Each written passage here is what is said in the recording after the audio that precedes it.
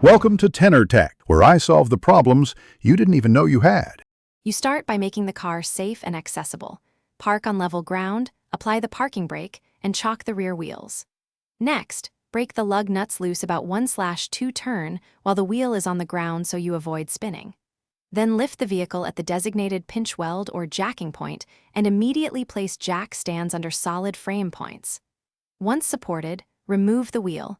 You need clear access to the brake caliper and rotor to continue. You now expose the braking hardware. Remove the caliper mounting bolts and carefully pry the caliper off the rotor, then hang it with a wire hook so the brake hose remains unstressed.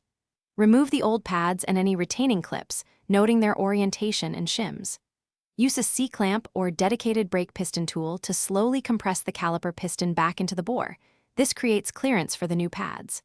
While compressing, inspect the rotor surface, slide pins, and hardware for wear or corrosion, and clean the bracket. You finish by installing the new pads with any required shims and applying high-temperature brake grease to the contact points and slide pins. Avoid contaminating the pad surface. Reinstall the caliper, torque the mounting bolts to spec, then remount the wheel and torque lug nuts in a star pattern. Lower the vehicle, then pump the brake pedal several times to seat the pads against the rotor. Finally, perform a low-speed braking test. If you hear grinding or feel pulsing, stop and inspect rotors, pad seating, and caliper function. Thanks for watching. Subscribe to keep your life in tune.